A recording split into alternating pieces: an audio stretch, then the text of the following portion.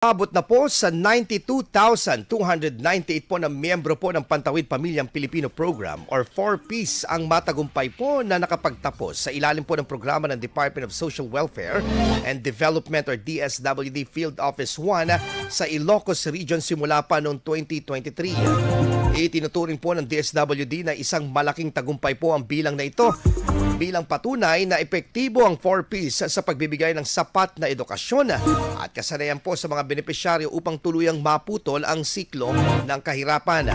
Ayon po kay DSWD Spokesperson Assistant Secretary Irene Dumlao, ang mga nagsipagtapos sa programa ay patunay na posible at kayang umahon mula sa kahirapan. Binigyang diin din po ng ahensya na bago tuluyang magtapos sa mga benepisyaryo, inihahanda sila sa mas independenteng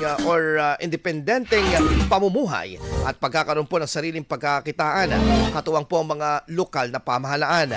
Sa ilalim po ng 4Ps, tumatanggap ang mga benepisyaryo ng conditional cash grants para sa edukasyon, kalusugan at nutrisyon. Kasama na rito ang pagdalo sa regular na check-up, pagpasok ng mga bata sa paaralan at aktibong partisipasyon sa buwanang family development sessions. IFM News. IFM News. IFM News.